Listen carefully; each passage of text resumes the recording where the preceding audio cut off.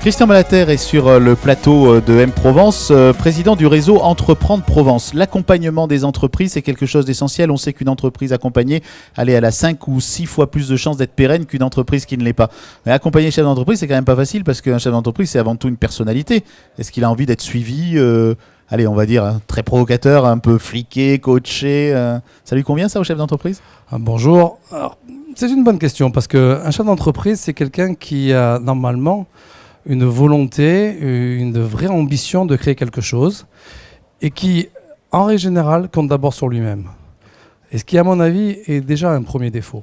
C'est-à-dire qu'aujourd'hui, dans la société, l'intelligence collective gagne toujours face à l'intelligence d'une personne.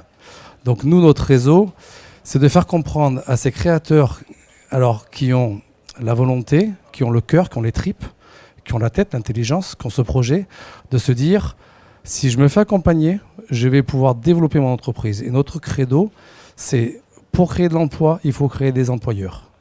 Donc quand on arrive à accompagner un chef d'entreprise, aujourd'hui on sait qu'à 90%, au bout de 5 ans, l'entreprise est viable.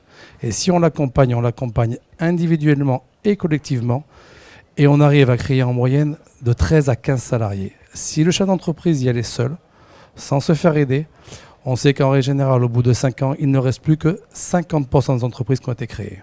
Et accompagner, ça veut dire donner des sous parce qu'on a l'impression que dans un monde où il est difficile quand on démarre d'avoir un crédit bancaire ou même une prise de participation ou encore plus une prise de participation, vous êtes des acteurs importants parce que vous faites le lien entre ces mondes-là. On vient surtout chercher de l'argent chez vous ?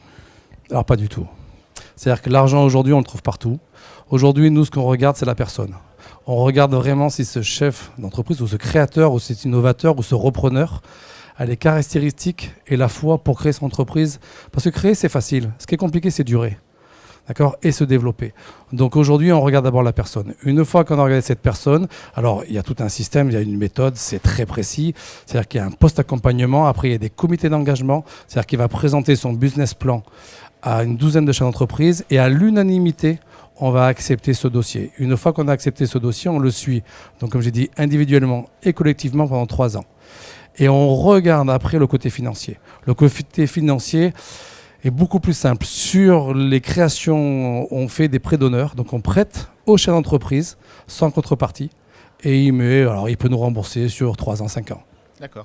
Et aujourd'hui, l'auto-entrepreneur, il a sa place dans votre dispositif, celui qui croit qu'une entreprise se crée un peu facilement, ou il faut quand même avoir une réflexion plus aboutie ? Alors, l'auto-entrepreneur, on a créé, on va dire, dans les 3-4 dernières années, à peu près 20 000. Donc, c'est quand même une réussite. Moi, je suis contre le fait de faire croire à une personne qui est aujourd'hui au chômage que parce qu'il va être auto-entrepreneur, il va s'en sortir. On est auto-entrepreneur parce qu'on a une idée, un projet et on a envie de faire quelque chose.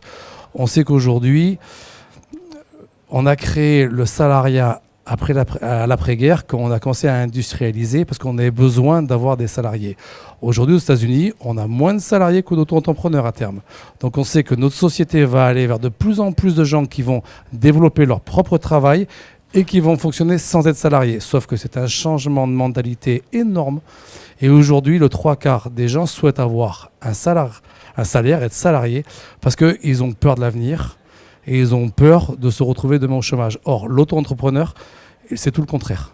Et la création de l'entreprise, c'est le fait de personnes toujours très jeunes ou bien des gens qui ont une expérience professionnelle, voire des retraités qui sont jeunes aussi dans leur tête et dans leur corps et qui ont envie de se lancer dans un nouveau projet ? C'est exactement ça, il n'y a pas d'âge.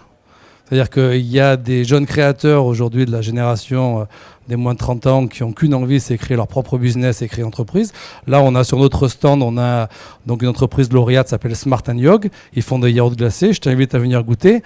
Ils ont créé il y a 3-4 ans et aujourd'hui, ils sont hyper heureux parce qu'ils sont épanouis. Et donc, il y a des gens jeunes et puis après, il y a des gens moins jeunes. Il y a des gens qui tout d'un coup se disent « je vais reprendre la boîte dans laquelle je bosse parce que le dirigeant s'en va ». On sait qu'il y a beaucoup de boîtes dont les dirigeants vont partir et qui tiennent vraiment grâce aux dirigeants. Donc on a besoin aujourd'hui d'avoir des repreneurs aussi d'un certain âge qui ont déjà d'expérience, qui ont un petit peu d'argent et qui ont besoin en fait de reprendre et d'être accompagnés. Parce que moi j'insiste sur l'accompagnement, c'est vraiment notre force.